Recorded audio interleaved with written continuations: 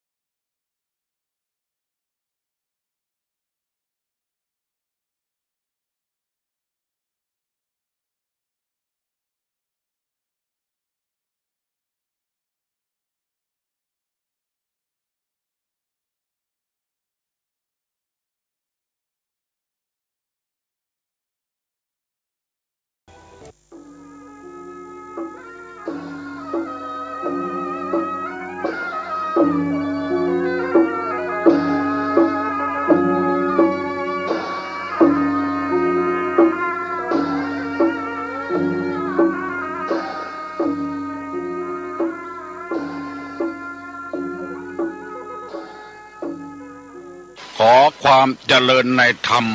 และความผาสุกทางใจจงได้มาบังเกิดมีแก่ท่านสาธุชนคนดีผู้เจริญในศีลในธรรมทุกท่านพร้อมกันนี้ขอยกมือ10 นิ้วกราบอาราธนาเอาคุณพระพุทธเจ้าคุณพระธรรมพระสงฆ์คุณพ่อคุณแม่คุณครูบาอาจารย์ผู้ประสิทธิ์ประสาทวิชาความรู้บุญศีลบุญทานสิ่งศักดิ์สิทธิ์ทั้งหลาย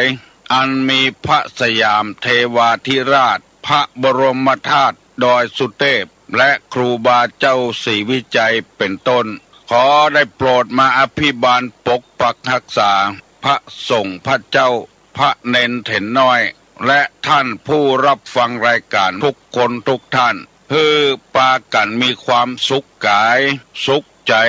เหมือนกันทุกตนทุกองค์ทุกผู้ทุกคนตลอดกาลนานมาแถมแล้วเนอเสียงก้องเสียงกองเสียงมองต่ำเข้าเสียงตุเจ้าเทศนาธรรมมาเยี่ยมมาใจท่านสาธุชนคนดีทั้งหลายถึงบ้านถึงจองเพื่อเอาธรรมะแบบรากหญ้าแบบธรรมดา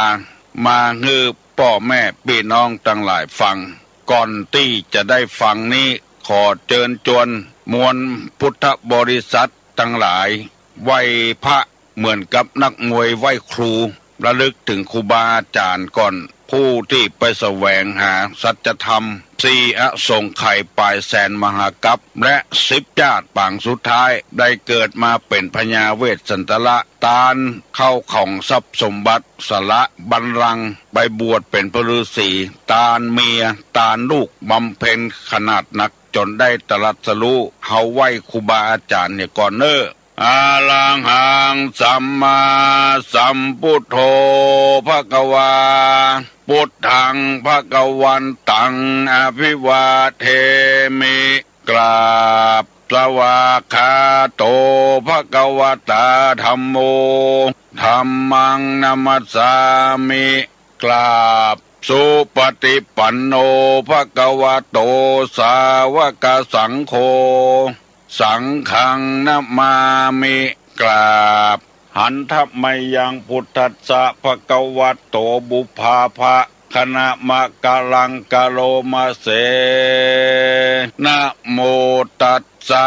ภะคะวะโตอะระหะโตสัมมาสัมพุทธัสสะนะโมตัสสะภะคะวะโตอะระหะโตสัมมาสัมพุทธัสสะนะโมตัสสะภะคะวะโตอะระหะโตสัมมาสัมพุทธัสสะพุทธังสรณังกัจฉามิธัมมังสรณังกัจฉามิ สังฆังสรณังกัจฉามิตุติยัมปิพุทธังสรณังกัจฉามิตุติยัมปิธัมมังสรณังกัจฉามิตุติยัมปิสังฆังสรณังกัจฉามิตติยัมปิพุทธังสรณังกัจฉามิตติยัมปิธัมมังสรณังกัจฉามิตติยัมปิสังฆังสรณังกัจฉามิอิติปิโสภะคะวาอะระหังสัมมาสัมพุทโธวิชชาจรณะสัมปันโนสุขโตโลกาวิทูอนุตตโลปุริสาธัมมสาละถิสัทธาเทวมนุษสานังพุทโธภควาติสวากขาโตภควตาธัมโมสันติติโกอากาลิโกเอหิปัสสิโกโอปนะยิโกปัจจัตตังเวทิตโพวินยูหิติสุปฏิปันโนภควโตสาวกสังโฆอุจุปฏิปันโน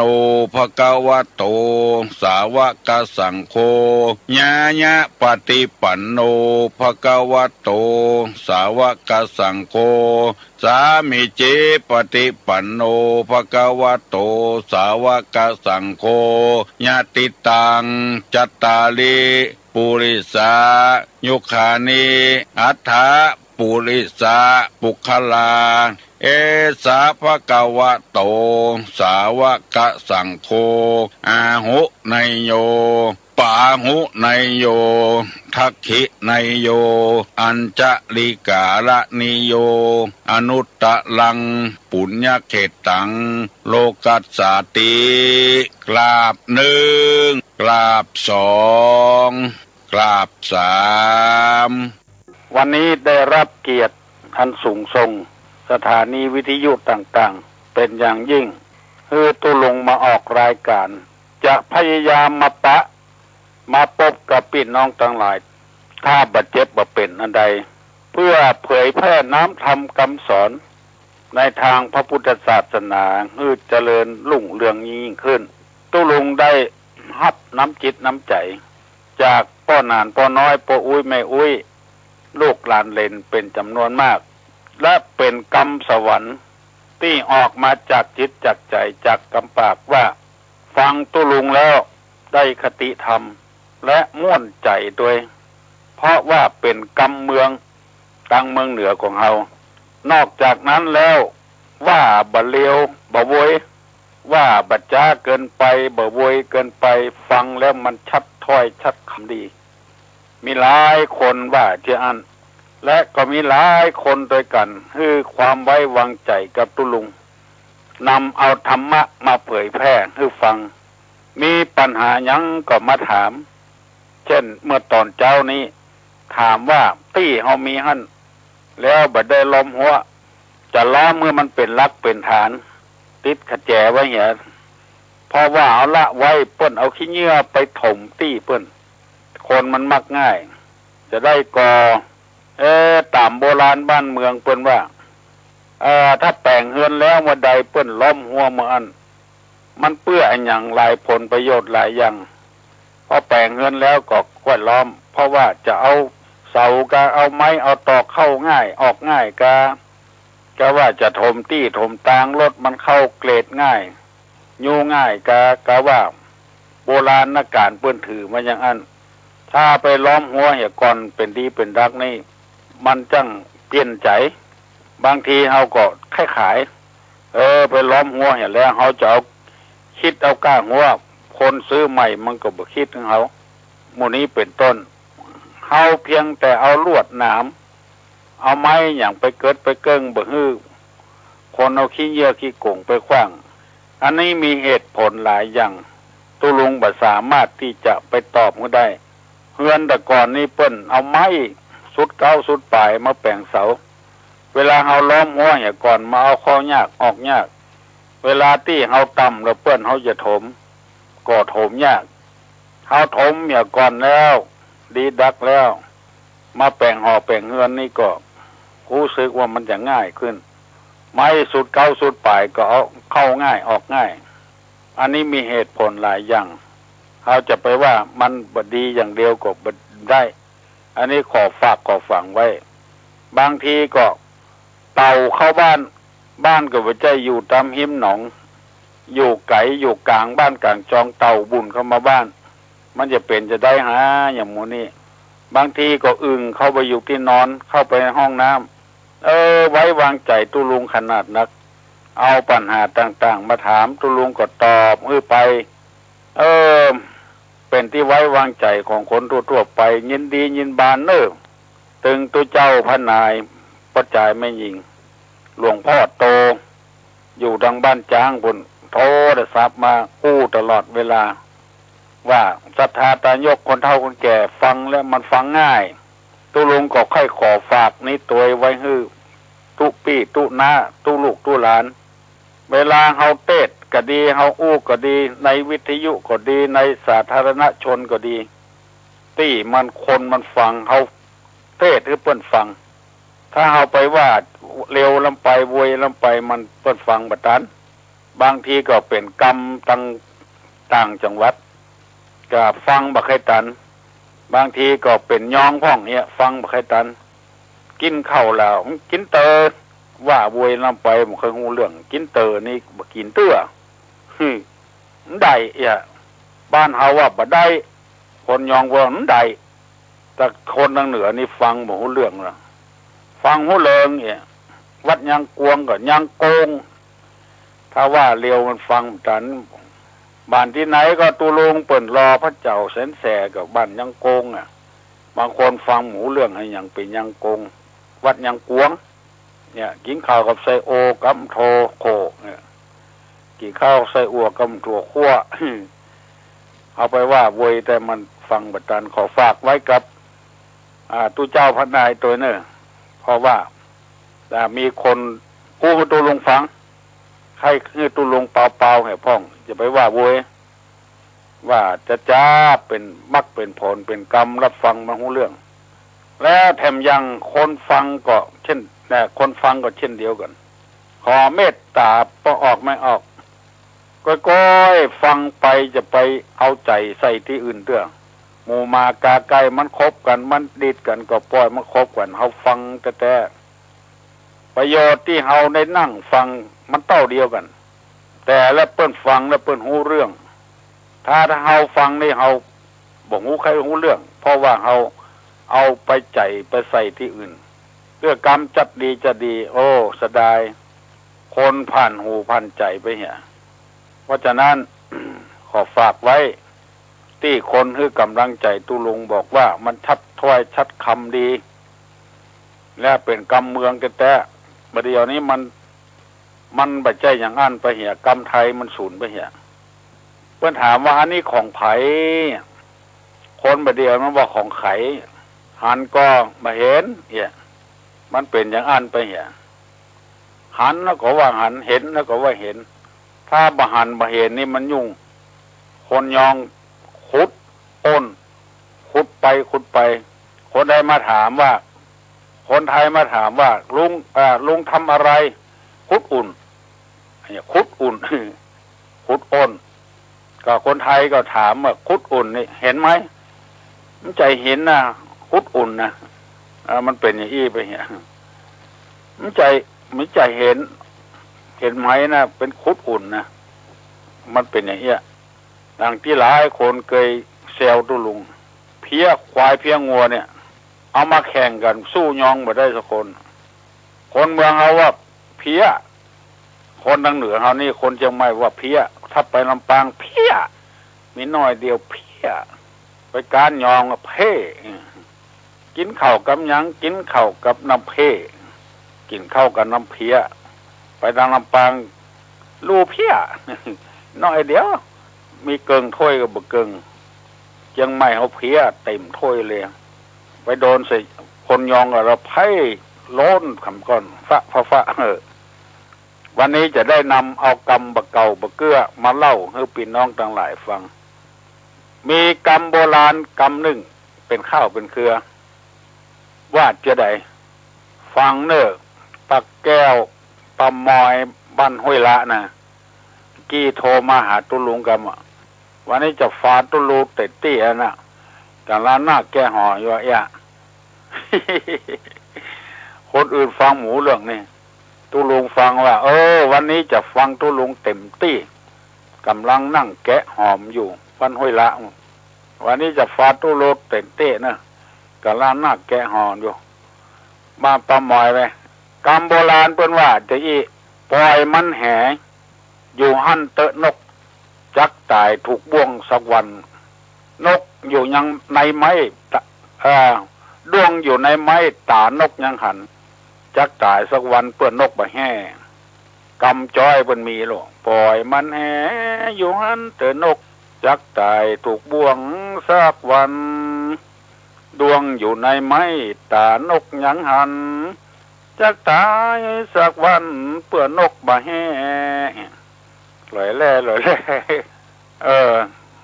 ภัยที่รับแล้วลุกขึ้นมาเนอะมันหมายความว่าอย่างไรเปิ้นว่าเงินคำอยู่ที่ยากหากไม้อยู่ที่แข็งหมายความว่าอย่างไรมันเอายากและจ่ายง่ายหากไม้ก็เหมือนกันจะบกเอามาจะขุดเอามานี่มันยากหากไม้อยู่ที่แข็งกันบาดใจบาดใจแหงก็บ่ได้กินคือหมายความว่าคนเฮานี่จะไปขี้ค้านต้องมั่นต้องขยันเงินทองมันมีกุฏิกุตางที่เฮาเดือดว่าบ่มีเงินเพราะเฮาขี้ค้านบ่ขยันขันแข็งมันเปิ้นเหนือวัดตุลุงเนี่ยมีถนนตัดออกจากคันคลองออกมาเนี่ยถ้าไปทางเหนือจะไปแม่ริมแม่แต่งเมืองแห่งของเป้าถ้าไปตะวันออกนี่จะไปสันทรายไปตัดอำเภอสันทรายไปตัดแม่โจ้ปุ่งไปเหียดอยสะเก็ดสังกะแปงไปเพียละปูนวุ่นภัยกายไปกายมาบหารว่าไม่เงินมีทองเนี่ยตุลุงไปหันพอคนต่างชาติวกเอาเงินที่สี่แยกกันเหลือวัดตุลุงเนี่ยแปลงว่าวเฮือละอ่อน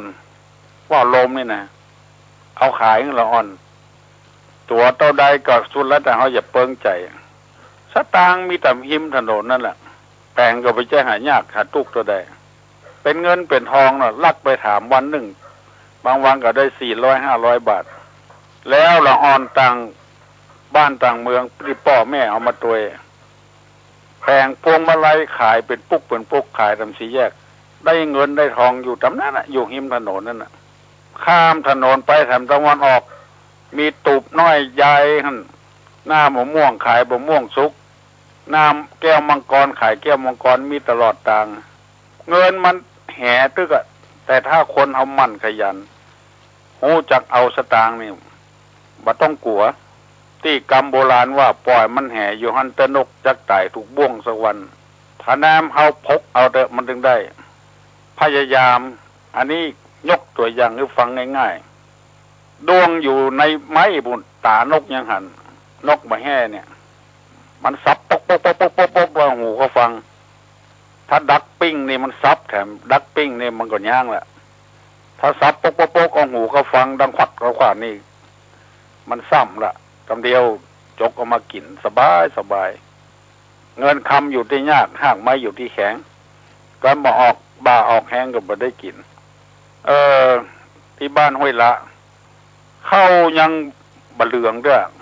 แกะหอมไว้ท่าแล้วบะฮื้อบ้านห้วยละรวยจะได้ มีเผียจ้างเผียมาบุญก็เพราะว่าคนขยันขันแข็งนั่นเองอันนี้เอาฝากเอาฝังไว้ให้ลูกให้หลานนึกพิจารณาฟังตัวเนอะกึดใจตัวเนอะ ตุลุงบ่ได้ว่าให้ไผสักคนว่าไปต่ำเนื้อผ้าเพื่อเฮาจะได้อยู่ร่วมกันเหมือนหิหาก้าขายจะไปกินง่ายใจอวยขึ้นล่องอยู่บ่ได้ปังเป่าวันนี้จะได้นำเอากรรมคติเตือนใจ40 อย่างที่เคยเล่าให้พี่น้องทั้งหลายฟังบางคนฟังแต่ก็ถ้าอยากจำได้อยู่บางคนฟังพ่องก็กรรมฟังประจำพ่องบ่ฟังบ่เลอะบ่ฟังอย่าเลย ฟังให้ปนหูปนใจไปก็อาจจะประจำข้อเตือนจิตเตือนใจ40อย่างที่ตุลุงจะนำมาเล่าได้เล่าไปพ่องแล้ว1อย่าไปหันแก่ตัว2อย่าไปกลัวลำบาก3อย่าไปอยากของข่าว4อย่าไปสาวหาเรื่อง5อย่าไปเลี่ยงความจริง6อย่าอิงผู้อื่น7อย่าตื่นข่าวลือ8อย่าถือตัวเก่ง9อย่าเบ่งกินฟรี10อย่าหนีพ่อแม่11อย่าแสหาความ12อย่าซ้อมหาเหตุ13อย่าเจตนาร้าย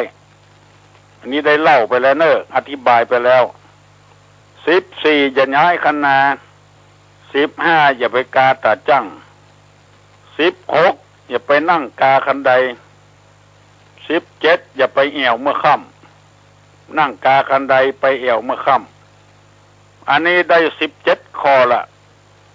ได้เล่าเงือปีปานาอาสถานักศิลนักบุญตุเจ้าพนายทั้งหลายฟังแล้ว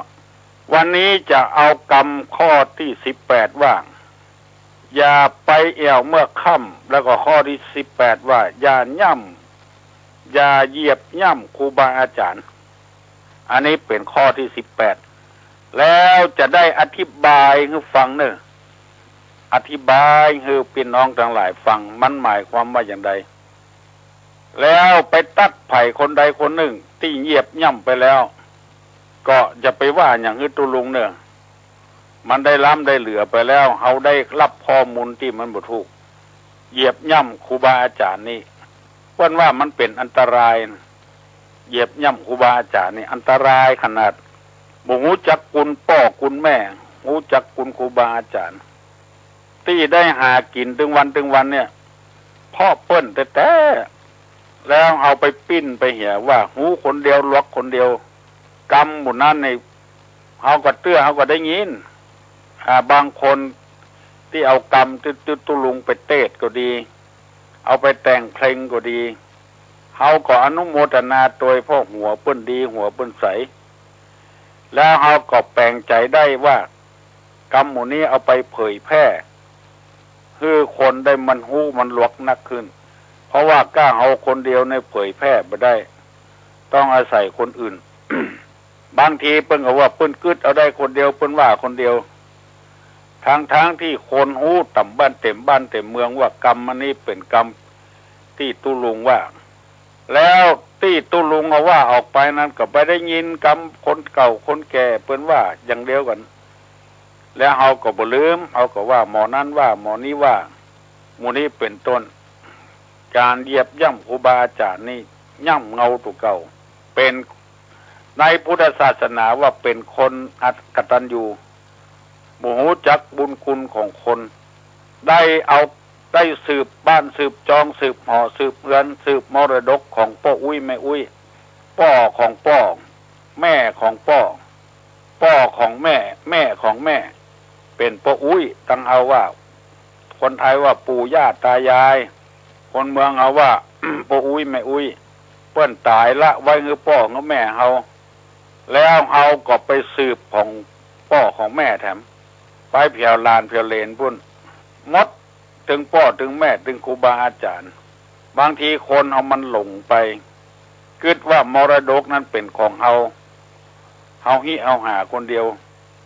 มันบัดใจคืองูคิงเอาคนเดียวแล้วเฮาจะปฏิบัติอย่างใดวิธีปฏิบัติทางศาสนานี่ก็ง่ายไม่ใช่ยากอ้างอย่าเปื้อนพ่องอ้างของเปื้อนพ่องห่อเงินเดือนดาวก็ที่อยู่ที่เฮาบ่ได้ซื้อบ่ได้หานี่ก็เพราะเป็นพ่ออุ้ยแม่อุ้ยหรือบางทีคนบ่เก่าบ่แก่เพิ่นก็อดเวลาทำบุญทำทานอย่างกวัดกวามีงานอย่างส่วนรวมส่วนตัวก็ออกบริจาคเงินเปิ้นอย่างที่คนมาบริจาคเอาเหรียญมาบริจาคพ่องเหรียญ25เหรียญ50มันเป็ดตองเอาตองเหลืองมาบริจาคพ่องบางคนนี่เขียนมาตัวเลยว่าขออุทิศให้หมอนั้นหมอนี้บ่ลืมบุญคุณของพ่อของแม่ของครูบาอาจารย์ในทางพระพุทธศาสนานี่ถือขนาดนักดินที่เฮาย่ำถึงวันนี่ ถ้าบ่มีดินเหี่ยแล้วดินแห้งเหี่ยแล้วดินแข็งเหี่ยแล้วปลูกฝั่งอย่างก็บ่ได้เขาก็อย่าเดือดร้อนที่มันมีเอาย่ำเอาเหยียบเอาอยู่ฝั่งหอบฝั่งเสาหอเสาเงินได้ก็เพราะขี้ดินน้ำก็อย่างเดียวก่อนลองมันท่วมก็เดือดร้อนมันแห้งก็เดือดร้อนเขาอยู่ได้กินได้ถึงวันนี่เพราะน้ำถ้าขาดน้ำก็อยู่ไม่ได้เปิ้นเฮิรนนึกถึงบุญคุณหมดอ่ะดินน้ำไฟก็เหมือนกันอย่างที่เราฟังวิทยุกันมาเดียวเนี่ยมันมีไฟหรอกไฟฟ้ากาไฟถ่านแบตเตอรี่กามันเกิดวิทยุดังขึ้นก็เพราะไฟนี่ลองไฟฟ้าดับไปเสาะหาเตียนมาตามกันวุ่นเฮาบ่ได้กึดมั่มได้ลูกมันมีบุญคุณกับเฮาจัดนักอ่ะเรื่องข้าวหุงแกงแปลงหั่นแปลงนี่อาศัยไฟลมที่เฮาหายใจนี่ก็เหมือนกันเรามาขาดลมหายใจขาดยุ่งหมดอ่ะญี่ปุ่นไปรบอังกฤษเมื่อสมัยสงครามโลกครั้งที่2เมื่อประมาณปี2485มาถึง88เอาเป็นเอาตายลูกตำหลังวัดตุลุงนี่มีกทหารญี่ปุ่นได้กรรมญี่ปุ่นจะหลายกรรมอ่ะเมสิเนี่ยกินข้าวเอากันแน่นี่สตางค์เนี่ยได้จะหลายกรรมอาริกาโตนี่ขอบคุณเป็นกรรมของญี่ปุ่นทั้งนั้นมุ่งหน้าจากเข้าเมืองไทยจากฮ่องกงจากไอ้หยางบุญเข้าเมืองไทยบุญเข้าไปประเทศพม่าจะไปตีโอบตีอ้อมไปมีอังกฤษเอาระเบิดลงฮิโรชิมาอันนี้ยังระเบิดปรมาณูนะถ้าเป็นนิวเคลียร์ทำซ้ำให้ตามเขาอู้ขึ้นมามันไหม้อากาศไหม้ลมหายใจหมดอ่ะบ่ต้องอู้อย่างนั้นก็เอาลองไปโรงพยาบาลกล้าถังออกซิเจน1 ชั่วโมง50 บาทออกซิเจนเนี่ยที่เอามาลมหายใจเข้าออกเนี่ยมันมีบุญคุณกับเฮาหมดอย่าไปว่ากครูบาอาจารย์อันนี้เปิ้นว่าอย่าไปเหยียบย่ำครูบาอาจารย์เฮาได้งูกระเปิ้นได้หลวกกระเปิ้นอย่างน้อยที่สุดสืบยาสมุนไพรเนี่ยสืบจากที่ไหนมายาแผนโบราณว่าออกไม่ออกกินพิษกินเข้าไปแล้วเจ็บท้องเนี่ยยาจาติแหวงกะเนี่ยพิษที่อำเภอแม่ริมจาติแหวงกะโอ้ลูกหลานเปิ้นเอาสืบไว้เปิ้นบ่ละพ่อละแม่เปิ้นมีแตะฮอดบ่เดียวยาหอมกากะลอกนี่ยาอย่างกากะลอกนี่จะดีเปิ้นบ่ลืมคุณพ่อคุณแม่เปิ้นสืบมาลูกหลานได้สืบมาจนแตะฮอดบ่เดียวอยู่มาบ่รูนเกิดไปเป็นพยาบาลก็มีไปเป็นหมอก็มีเพราะยาโบราณเนี่ยเพราะฉะนั้นบุญคุณอันนี้จะไปลืมยิ่งแม่ก็ดีอย่างก็ดีโอ้นักปราชญ์บัณฑิตเปิ้นโหมลงกันค่าน้ำนมแม่นี้จะมีอะไรเหมาะสม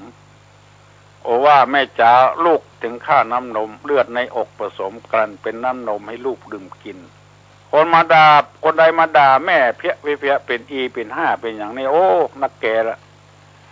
บัดใจคนมาเกิดแล้วถ้าจะเป็นอย่างสักอย่างมาเกิด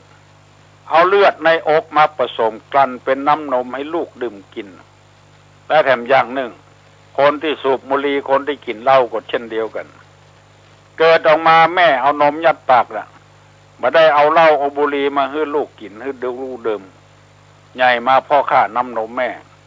อันนี้ลืมกุลแม่ไปเห็นแล้วเอาเหล้ามากินแทนน้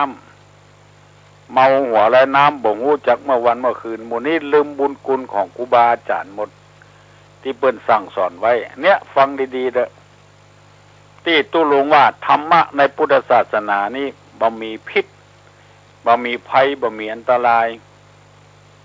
ยิ่งปฏิบัติได้ต่อใดยิ่งมีความสุขบานหวั่นใจต้องอันถ้าอู้จะฮื้อน้ำตาออกก็น้ำตาออกมันบ่มีภัยแล้วในโลกเนี่ยเมื่อเป็นสาวเป็นแซ่นี่ปิดเอาไว้บ่ฮื้อภัยหูภัยหันเวลามีลูกมีเต้าแล้วลูกจะกินนมแล้ววันหน้าส่องหน้าไผ่ก็จ้างตู้เจ้าพระนายก็จ้างเจ้านายก็จ้างจำเป็นเปิดต้องฮื้อลูกได้ดื่มกินได้ดูดกินเมื่อบักกี่วันมานี้ตุลุงได้ฟังวิทยุสถานีหนึ่งจำมาได้เวลาเมื่อคืนมีการสนทนาปราศัยระหว่างคฤหัสถ์กับคฤหัสถ์ ชื่อหยังก็บ่ฮู้ฟังแล้วมันซึ้งใจเปิ้นว่าก่อนนั้นเปิ้นถือศาสนาอื่นแล้วก็เป็นนักวิทยาศาสตร์โดยไปหันเมืองนอกฝรั่งมั่งค่าปากันปฏิบัติธรรมวิปัสสนากรรมฐานสมถกรรมฐานเอาบักกรรมห้อยคอไปถามว่าปฏิบัติอย่างนี้ปฏิบัติในศาสนาไหนฝรั่งมันก็บอกว่าศาสนาพุทธอาจารย์ท่านนั้นมาคิดใจว่าศาสนาพุทธในไทยจะมีดีอย่างสักอย่างขนาดฝรั่งมั่งค่ายังปฏิบัติธรรมไปนั่งภาวนาอยู่เป็นที่เพื่อให้เกิดมรรคเกิดผลถ้าจะมีดีอย่างสักอย่างก็เลยตัดสินใจไปขอลาพระเจ้าที่เปิ้นนับถือสักว่างขอไปศึกษาวิชาพุทธศาสนากวยกรรมโดยเอาหนังสือมาอ่านเกิดความเข้าใจมาจะน้อยก็บุญไปหาอาจารย์ที่เขียนหนังสือนั้นปรากฏว่าได้รับแสงสว่างเป็นอย่างมากนอกจากอ่านหนังสือบดายแล้วจะต้องมีแหล่งที่จะให้ความรู้ก็เลยไปทางอีสานไปปะใส่หลวงปู่หลวงพ่อหลายองค์ที่เข่งคัดในการปฏิบัติเปิ้นเป็นกรรมปัจจุบันว่าได้โปรโมเตอร์ที่ดีได้โคตรดีก็เกิดความศรัทธาเลื่อมใสหันเป็นความจริงพุทธศาสนานี่เป็นของจริงแล้วที่พระพุทธเจ้าตรัสรู้มานี่เป็นของจริงนั่งไปหันเผียวพรหมโลกเทวโลกสารพัดอย่างขนาดหันขนาดนั้นก็ยังปะแต้เตื้อมาหันกายเป็นกายเวทนาเป็นเวทนารูปเป็นรูปเกิดความศรัทธาเลื่อมใสขึ้นแถมจนทอดบัดเดียวมีคนเปิ้นถามกันว่าแล้วต่อไปนะลาพระเจ้าแล้วจะปิกไปหาอยู่ก่อนเปิ้นว่าถ้าอย่าไปละจะไปบอกคือเปิ้นเหียว่าลาแบบถาวรจะเข้ามาปฏิบัติในทางพระพุทธศาสนาแล้วอาจารย์คนนั้นเปิ้นอย่างว่าพุทธบริษัทเอาตึงวันนี้ยังบัดแต้เตื้อยังไปหลงอยู่ในบุญอยู่คือชอบฮือตานอย่างเดียวศีลบ่รักษาภาวนาบ่เอาเพราะฉะนั้นชาวพุทธที่แท้จริงจะต้องมีทานมีศีลมีภาวนาถึงจะครบบริบูรณ์สิ่งที่เป็นสาระเป็นประโยชน์นั้นบ่ให้เอากันไปเอาสิ่งที่มันม่วนมันงานคล้ายๆกับว่าบ้าบุญกัน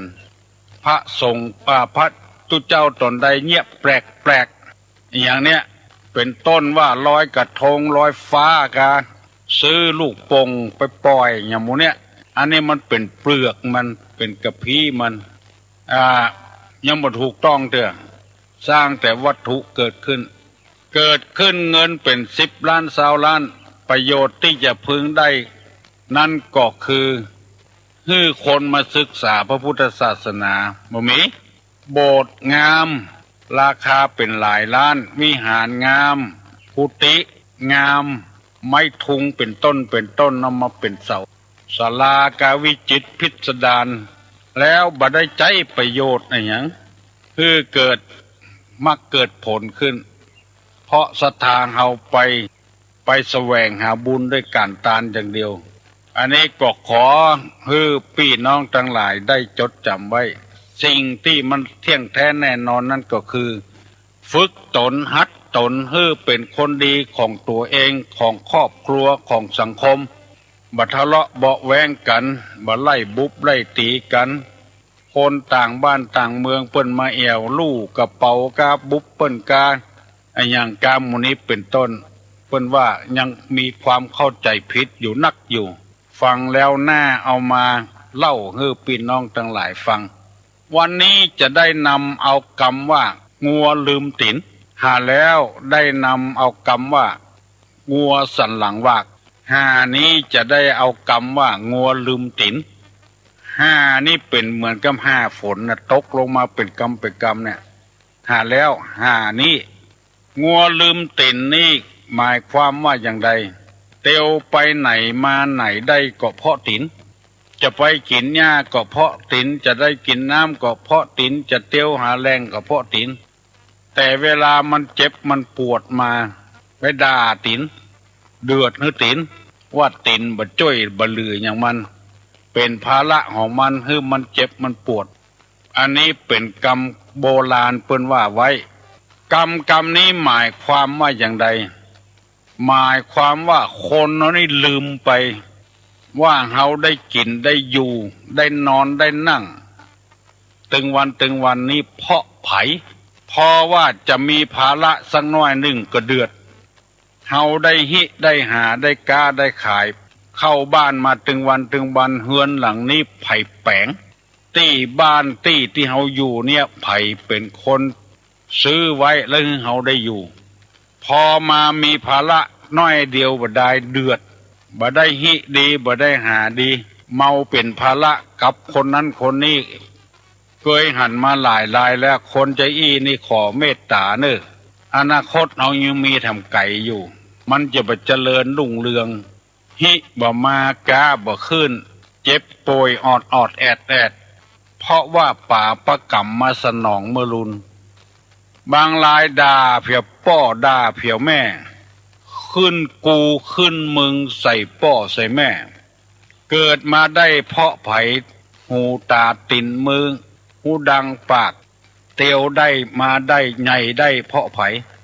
ลืมไปเหี้ยแล้วมิ่งขึ้นมาด่าป้อด่าแม่เป็นกูเป็นมึงเป็นไอเป็นบายังบ่ปอค่ำป้อค่ำแม่ตัวแถมจนอยู่บ่ได้กึดเหียทีเนอเปิ้นว่าเป็นงัวลืมตินลืมที่อยู่ที่อาศัยได้อยู่ได้กินได้เพาะไผเวลาป้อเวลาแม่เจ็บป่วยอย่างน้อยหนึ่งบ่นเดือด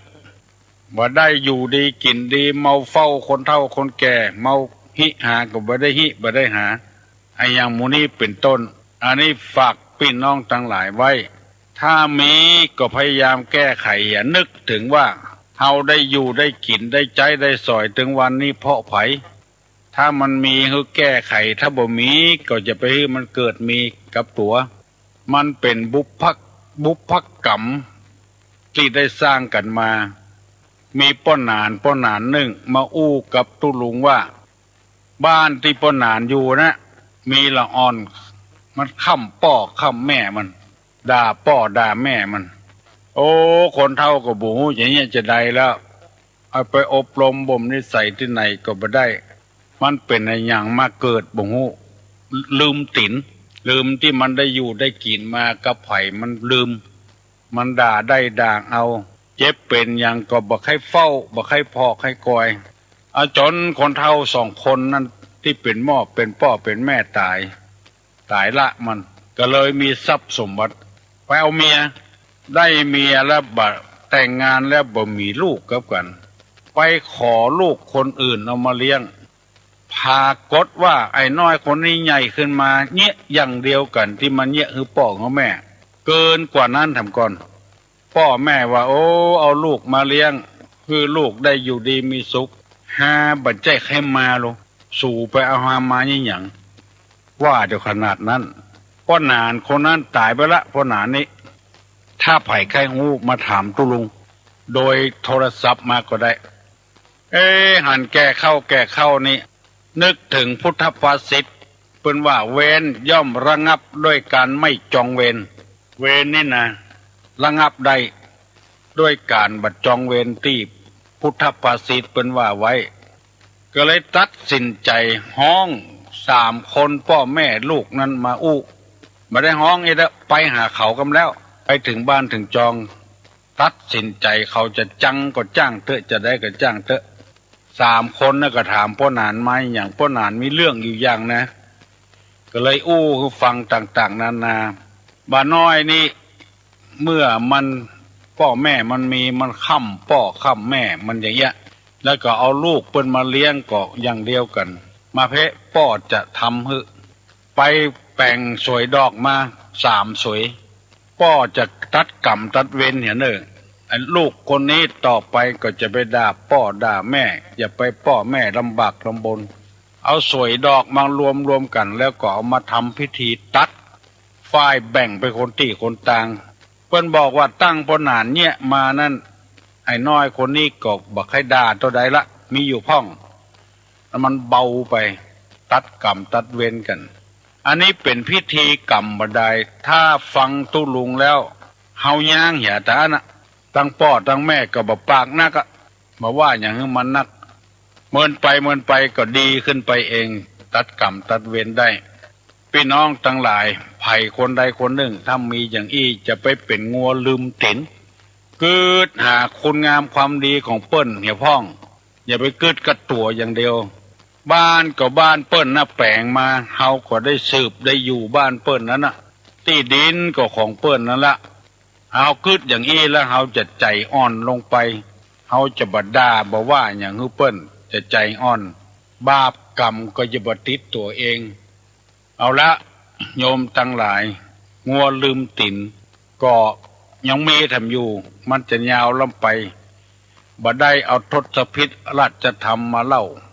ระยะนี้เป็นระยะที่คนไทยทุกคนจะต้องตอบแทนบุญคุณของเจ้าฟ้าพระมหากษัตริย์โดยประพฤติตัวเป็นคนดีมีศีลมีธรรมบ่ช่อบ่โกงบ่ทะเลาะวิวาทกันถวายแด่พระเจ้าแผ่นดินเพื่อให้เปิ้นครองราชย์ต่อไปบ่ใช่60 ปีนานแถมเป็น70 80 90เป็น100 ปีพุ่งก็ได้ทำไมพระสกนิกรจึงเคารพสักการะบูชาเพราะพระเจ้าแผ่นดินนั้นเปิ้นประกาศว่าเราจะปกครองโดยธรรมปกครองโดยธรรมนะบ่ได้ปกครองโดยอาวุธยุทโธภัณฑ์ประหัตประหารกันพระองค์ก็ทำมือเป็นตัวอย่างแต่ตั้งอยู่ในทศพิธราชธรรมกู้ข้อเลยตั้งแต่ข้อหนึ่งมีการ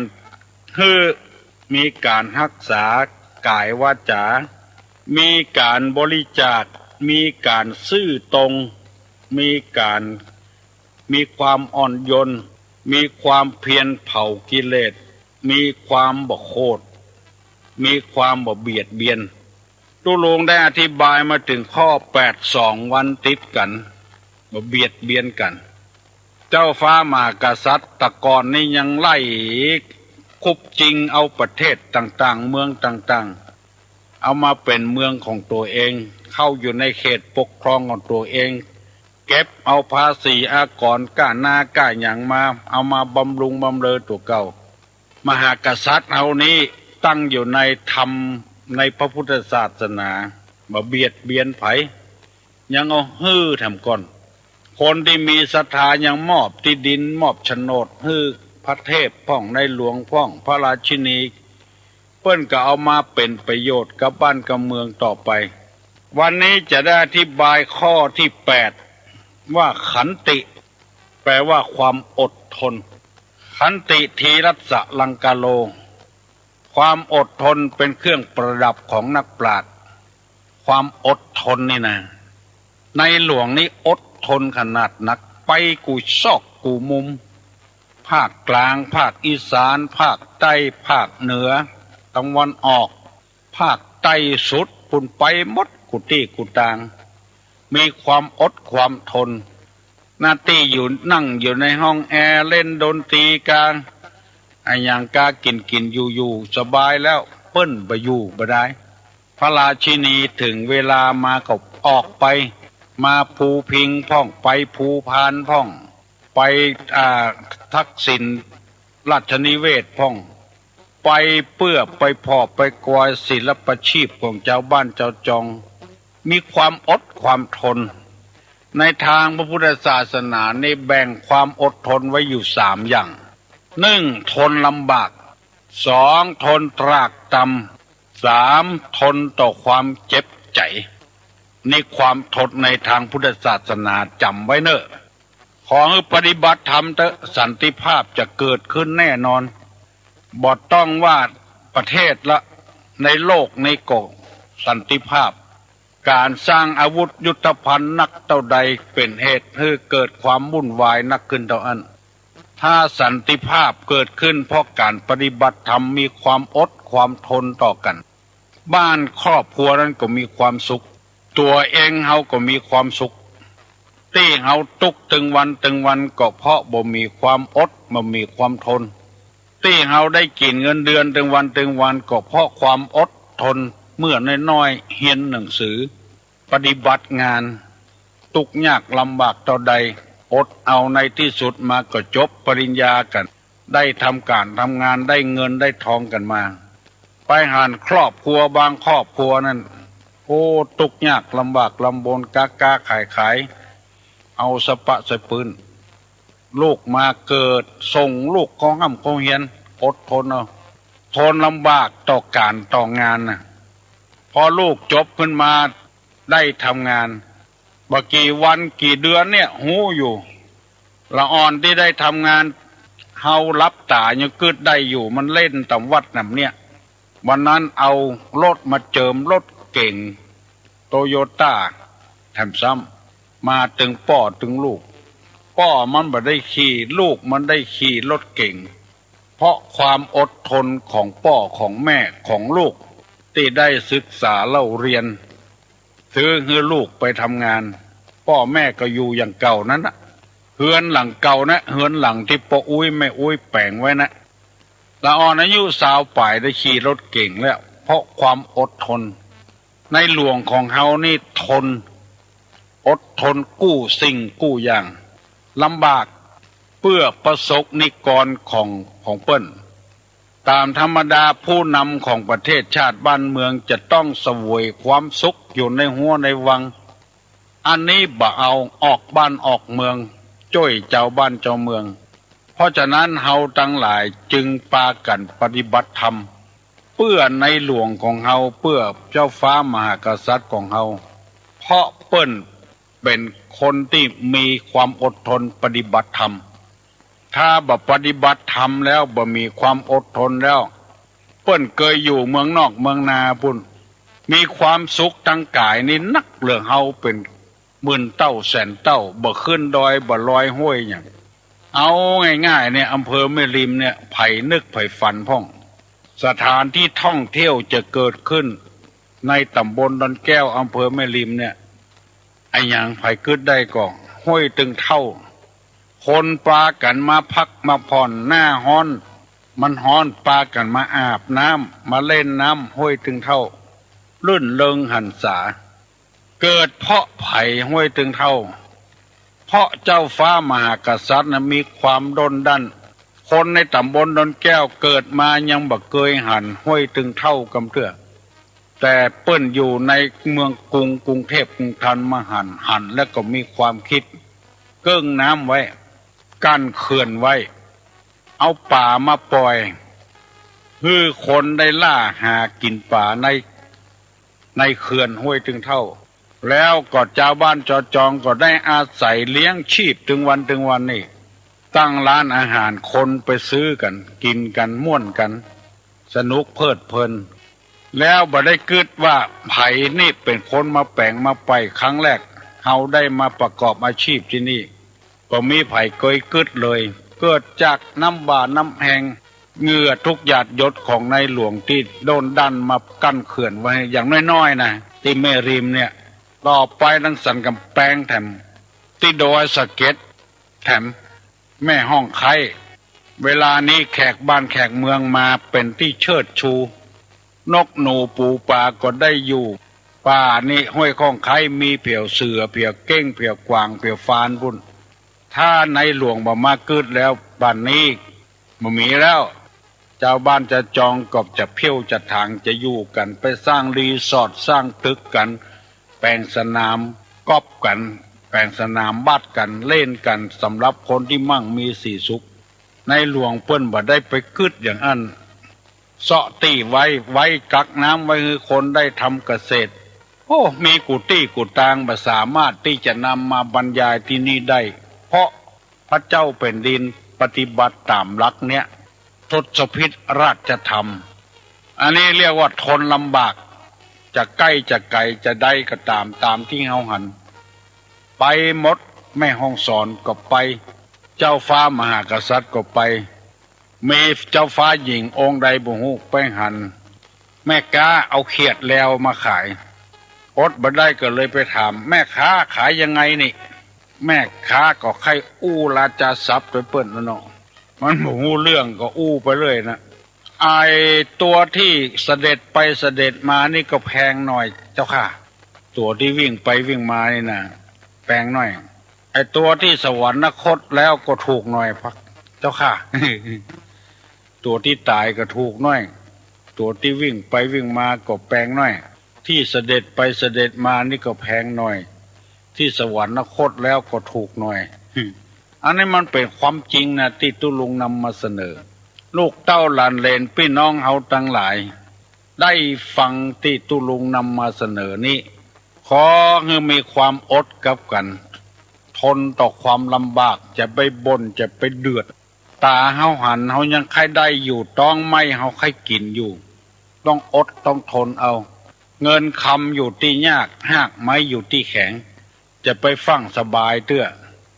วันนี้ตุลุงได้นำมาเสนอเรื่องความอดทนได้ข้อเดียวทนลำบากต่อการต่องานทุกอย่างอยู่กับพ่อเมียแม่เมียก็ทนเอากระทบกระเทือนกันพ้องก็อดเอาคือมันโป้นไปเหตุเป็นวันจะไปแสดงอะไรอย่างออกมาจนเกิดเรื่องเกิดราวคือมีความอดความทนเอาถ้าเกิดเรื่องเกิดราวกันมาแล้วก็มันก็ไปใหญ่มันบ่เดินไปตามวิธีของมันให้โรยทางรัฐกล้าขายดีๆบ่เอาเนี่ยมันโรยจ้าเนี่ยปีกไปขายของเถื่อนอาวุธเถื่อนยาเถื่อนยาบ้ามันขาดตอนไปในการการหาจะเอาหยังเป็นลำเป็นเหลือมอกอยู่มอกกินถึงวันก็พอแล้วย่างอย่าเตอะบัดท่าเนี้ยบัดท่าทำมันละของมันนอกกฎหมายนอกศีลนอกธรรมมันดึงตึกตายนะคนจะใดก็ดึงตึกตายนะโรงพยาบาลก็ยังมีอยู่จะไปหวังล่ำรวยทางลัดไปลักไปจกของเปิ้นไปจี้ไปปล้นของเปิ้นมันหายเหลือเก่าก่อนทนเอาเตอะทนทนหาเอาเตอะลูกเต้าหลานเหลนเอาแล้วบัดเดี๋ยวนี้6 โมงเกิงป่ายแล้วไผ่ยังบ่ลุกเห็นเนอลุกลูกเจ้าจะไปลูกควายมันจะบัดต้านการตั้งงานอย่างนะอันนี้ว่าสำหรับคนที่ลูกขวายคนลูกเจ้าเพื่อก็ลูกตั้งแต่เจ้าแล้วเนี่ยการเนี่ยงานกันแล้วฟังตุลุงอู้ตัวจะพยายามเป็นขวัญอกขวัญใจของพี่น้องทั้งหลายนำธรรมมาปฏิบัติเพราะว่าการนับถือพระพุทธศาสนานี้บ่ใช่ว่าฮื้อกินฮื้อตานอย่างเดียวนะไปวัดไปวาไปส่งเข้าวัดไปใส่บาตรญาติปกยังบ่ปอเด้อนะยังบ่ปอเด้อเป็นตาน้ำไหมตาแต่อี้ยังบ่เตื้อเด้อที่จะถึงความสุขแท้จริงตานะป่าละมีตานะอุปป่าละมีตานะปะละมัทธะป่าละมีทำกรรมอยู่2 ชั้น 3 ชั้นก่อนไม่ใช่กะมอกใส่บาตรการมอกทานขันเข้าในกามอกทำบุญลงศพมอกไถ่ถอนชีวิตสัตว์นี่จะมีความสุขยังบ่เตื้อยังจากฮือกาชาติเป็นตานอมิตรตานอภัยตานธรรมตานวิหลายอย่างอยู่พอออกไม่ออกเฮียนไปเตอะเฮียนธรรมะไปตึงวันเตอะเฮาจะได้มีความรู้ความเข้าใจในธรรมะลึกซึ้งขึ้นตุลุงนำมาเสนอให้ฟังเพื่อแก้ความข้องอกข้องใจ0531210058ถ้าไผ่มีความสงสัยเจือใดที่เฮาปฏิบัติมาก็121ท่านกำลังติดตามรับฟังสถานีวิทยุกระจาย